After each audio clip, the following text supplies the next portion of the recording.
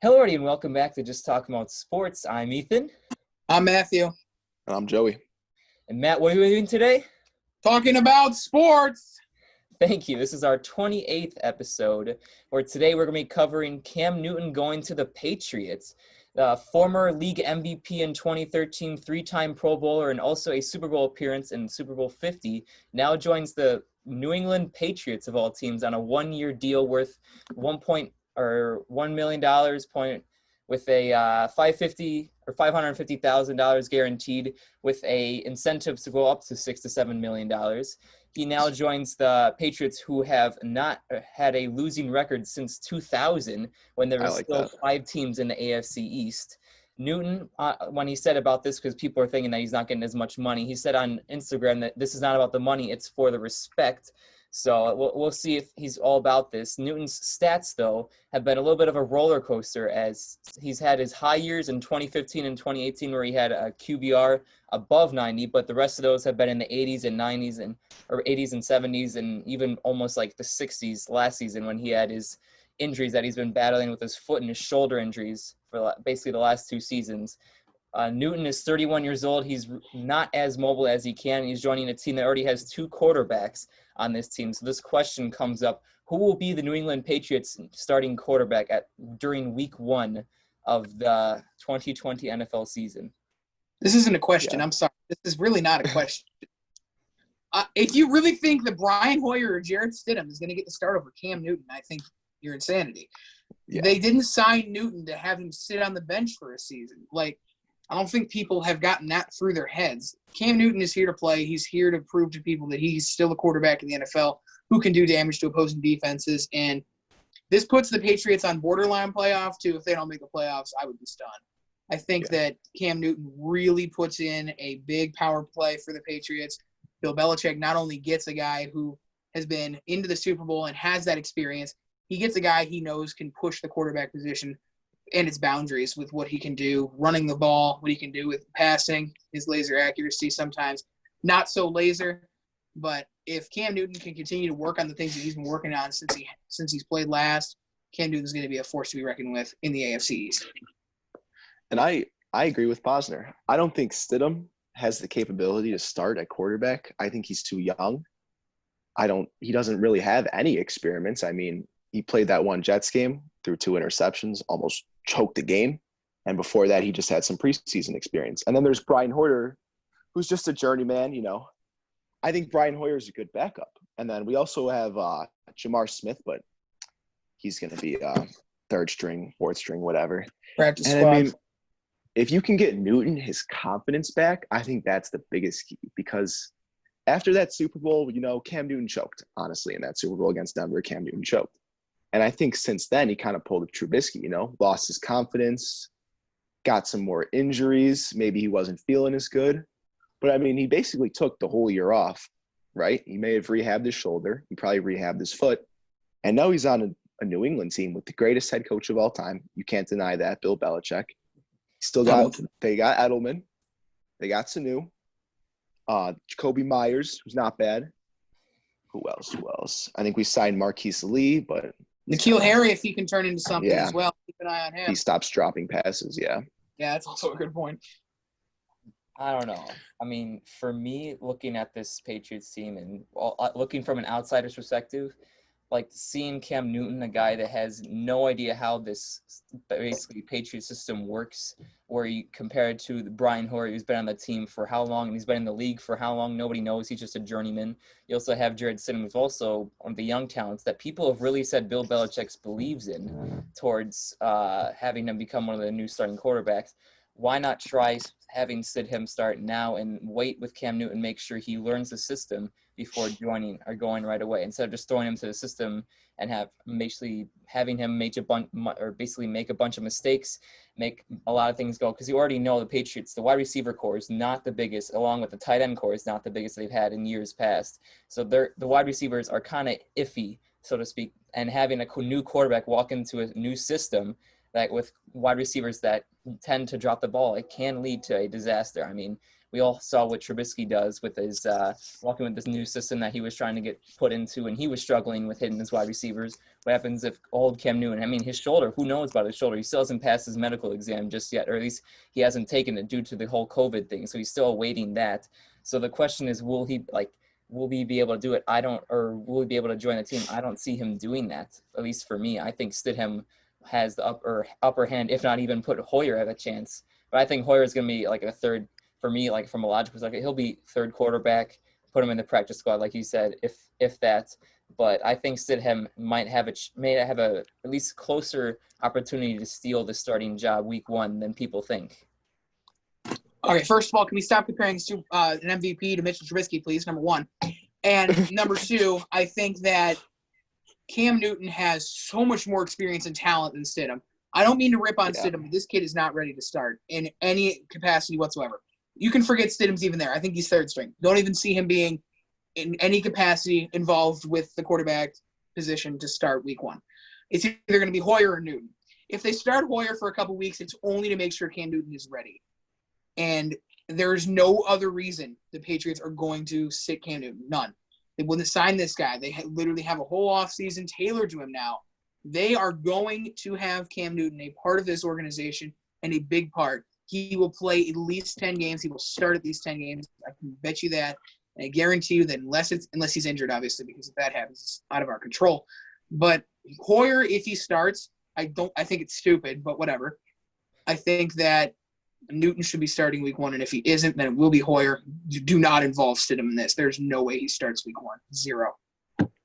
I mean, Ethan, why would the Patriots sign Cam Newton if they were, so confident with Stidham? Exactly. I think, another thing too, Stidham, he doesn't really have the connections with, say, Edelman, Sanu. I mean, he's basically got the same experience with the Patriots as Cam Newton. He hasn't been there for that long. He was drafted last year. He's only been on the team for a year. I mean, Cam Newton has much better credentials and much better prior experience than Stidham. And that's why I think he gets the starting job. But I do think Stidham is second string over Hoyer.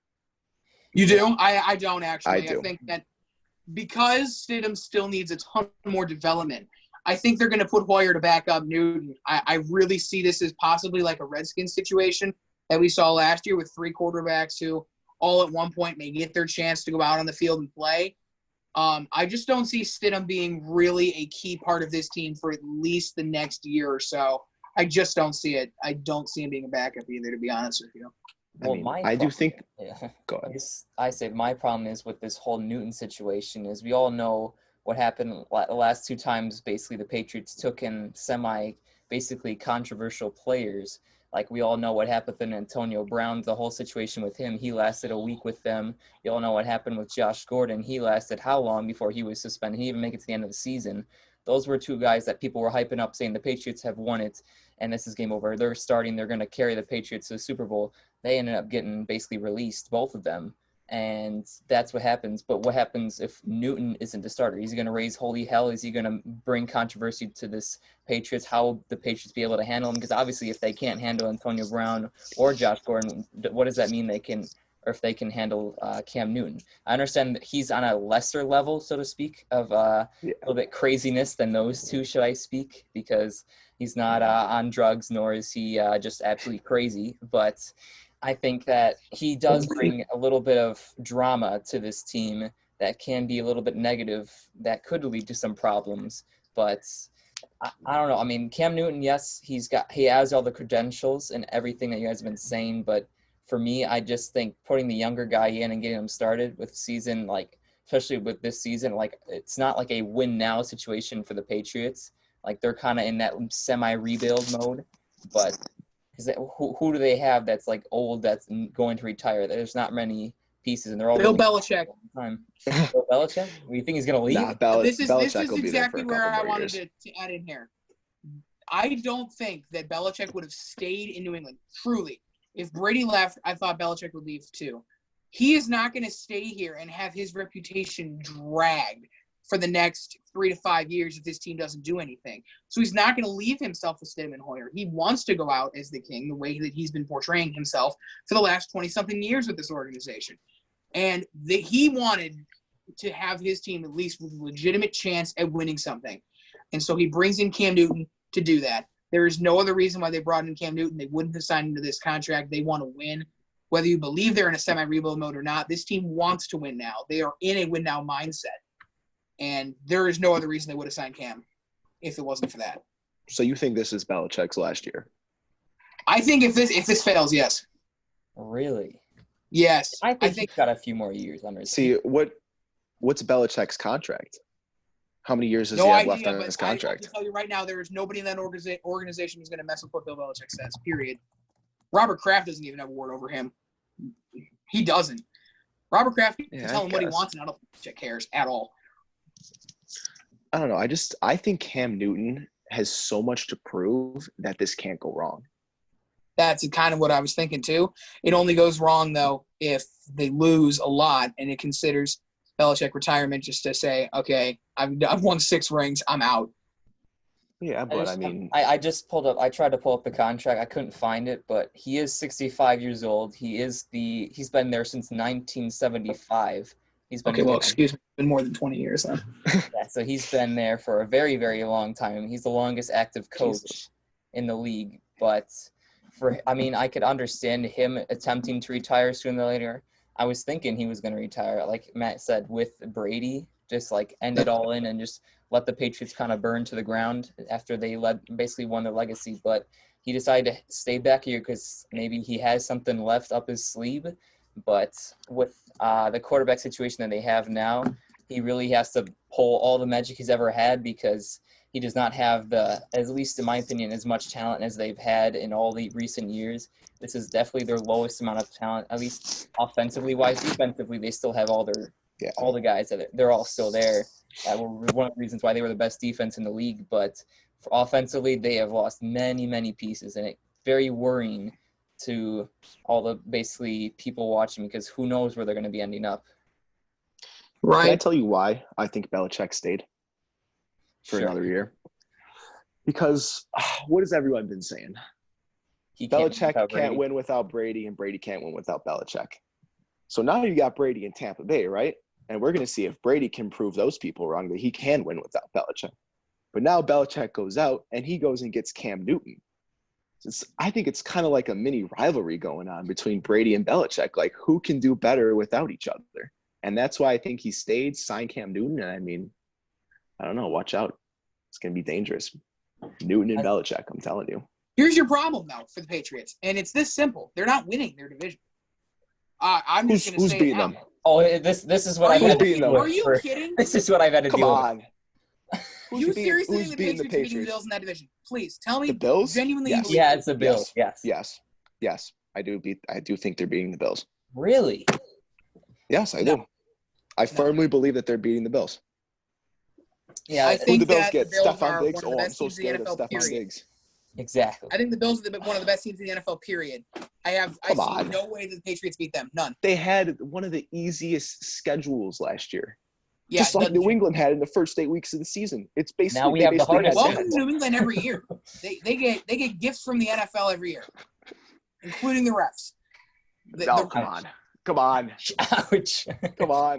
I'm gonna say right now that I think that if there's any way for the Bills to lose to the Patriots, it would have to be because somebody gets injured, or the Patriots somehow just magically go like 12-2 because Cam Newton goes back to MVP form, which will not happen. So the Bills are so much better built. They have Stephon Diggs, Josh Allen. They have one of the best running games in the NFL. Their defense is elite. They have some of the best pieces in the entire league. This team is not built to fail. It's just not. And so the Patriots are going to have to deal with wild card. They're not beating Buffalo. Josh Allen got clamped last year, though, by New England. Trust me. I've had to do with this, but for me, I am the Dolphins fan. I'm the unbiased between these two. I could say, oh, my God, the Dolphins are going to win the AFC East. Yeah, I was waiting to say. I don't think that's going to happen, and that's coming from me. I'm just being honest. But between these Bills and the Patriots, it's going to be very close. If I were to choose one, at the moment, right now, it's hard. Josh Allen, as much as Matt, I know we go after each other every single time we talk about this. I don't like Josh Allen as the quarterback of the Bills. He's not very trustworthy, so to speak. He's not an elite smart quarterback. with the ball. and that's the true. Yeah, But a couple the pieces that he have around him are only getting better. So the Bills are on the rise, where the Patriots, they have been losing pieces. They're on the fall. I don't know who's going to be finished. For me, I'd say the Bills, but it'd be like a 9-7, and both of them maybe being like 9-7. They win like win by division or something like that. Do you think the Bills do worse than they did last? Worse than they have the hardest schedule in the league. What's the Bills' schedule? Have the hardest. Buffalo has the second hardest. Miami is the third hardest. We're all playing all of the playoff teams. We're versing the AFC West and the AFC East. Both of us. Okay, if we go through the AFC West, apart from Kansas City, the Bills cream everybody. NFC West. Sorry, both Wests. So both West. Okay, fine. The NFC West is going to be an issue for everybody in the AFC East. Period. The AFC West, everybody in that division, apart from they're escaping the Jets because the Jets the Jets are horrible. 9-7. So bad. But the Patriots and Bills can easily go 3-1 against the AFC West. They lose to the Chiefs maybe, and then apart from that, I don't see them losing the other three. But if you go to the NFC West, then I think is where you start to have problems. I think all four teams in the NFC West are balanced out. So let's say they go 2-2 each. Let's call that fair. If you go in division, I think the Bills have an edge. Especially, I think that they outmatch the Dolphins. They outmatch the Jets completely. Where I feel like the Patriots can never ever win in Miami. So I'm already crossing a game off for that. And not only that, I think Patriots and Bills split. Two will start by then. It's all good. Two will be started by then. I do think the Patriots-Bills split. That's 1-1. Absolutely. I think that the Bills just have a lot more firepower than New England does right now. In terms of young talent and in terms of just overall talent, Buffalo is built for a Super Bowl run. I can't say that for New England. I mean, do you think Diggs is going to be able to adapt to Josh Allen's playing style, though? I don't think Stephon Diggs is going to have a problem. I don't think he's going to have a problem. The big issue for Diggs was that he wasn't the main target and wasn't the favorable target in Minnesota. He is probably the only target in Buffalo. He's the only named guy on the Bills you can name. Josh Allen has a cannon, and Diggs knows how to go deep. And so whether that cannon is accurate or not is another story. But Stephon is going to go deep. Josh Allen's going to give him plenty of opportunities, and I think Diggs applies to that system very quickly, has a much better year than he did last year. I think Diggs turns into a top 5 receiver if he isn't already in the NFL by the end of this season. But honestly, what you've been saying is why I think Diggs is going to be worse. Because now he's got the best cornerback from every team going up against him. He didn't have to deal with that in Minnesota. That was Thielen's job, taking on the best corner. And we got some stacked cornerbacks in this AFC East. Exactly. Which opens up more opportunities for a guy like John Brown. But what I'm thinking is, if for the first month and a half or so, 6 weeks, this doesn't pan out, and Stephon Diggs is having issues against the top corners, you flip Brown and Diggs. You run Brown as your wide receiver 1, Diggs as your 2, and then you let Diggs run off the less prominent cornerbacks. Let Brown handle the tight coverages like he did last season. He was still playing well. I think that they need to adapt the system a little bit to make sure that Diggs succeeds, but I think they're okay with it because their offense is the one thing that really needs improvement. Their defense can stay that way. That defense is Super Bowl. That defense by itself is Super Bowl. They need the offense to pair with it. And you think Singletary's going to be good? Solid? As far as I'm concerned, after what I saw last season, I don't need any more evidence. But not only that, you got Josh Allen in the run game. That is a top 10 running game at least in the NFL, period. You've got Singletary. You still don't forget about it's Gore gone. But don't forget about Singletary, and don't forget about what Josh Allen's able to do. I think that those two. Yeah, exactly. But I think that team is just built in the AFC. They're the best built team apart from the Ravens in the AFC. I think for sure. I don't know if I can say that. Chiefs. You always forget about. I said best built, and I said best built. And if I look at that Chiefs offense, it's probably the best offense in the NFL. But if I look at their defense, you're probably not even top 16. I'm just being honest. I think that, yes, they stopped Derrick Henry. I call that a fluke. I think that the way that their defense has played and the way we saw it play last season is a genuine concern. If they don't bump it up quickly, people are going to figure out that defense. People know what kind of a weapon Mahomes can be. They start preparing more for pass coverage. I think that they can become predictable, and that's why I have the Chiefs falling off a bit this year. Here, Matt. You can't prepare for Mahomes. Let me just. You say can't prepare for Mahomes. That's true. It's like Lamar. It's just those two right now are the kings, and it's up to everybody else to take them down. Let me talk since I've been able to talk stuff. Matt, take off your Jacksonville Jags hat and put on some Buffalo gear. Obviously, you care more about them than your own team. But Oh no, I did not say that. I am acutely aware of the fact that the Jags are probably going to go 3-13, but we wear the hat as a sign of respect anyway to prove to people that even through these dark times, we still have fans. Okay, but just not a lot of them. Well, since we're reaching like a good time to start slowing it down, I think a good way to end it off is I want to hear you guys' record predictions for this AFC East, since I haven't really heard it. I know I gave my 9-7. Okay. I would love to hear your guys' takes on that. I want Joey to go first. I want to hear what he has to say. Okay, so I think the Patriots are going 10-6. Behind them, we got the Bills, who are going to go 9-7. And then we got the Dolphins, who are going to struggle a little bit, first year with all these new players. I think they go 7-9. And the Jets don't even matter because it's the Jets. Yeah, I'm not even going to put a record for them, but I will. We'll start with the Jets, 4-12. Forget them; they don't exist. Dolphins 7-9. Patriots 10-6. Bills 12-4. Wow, where are they getting all these wins?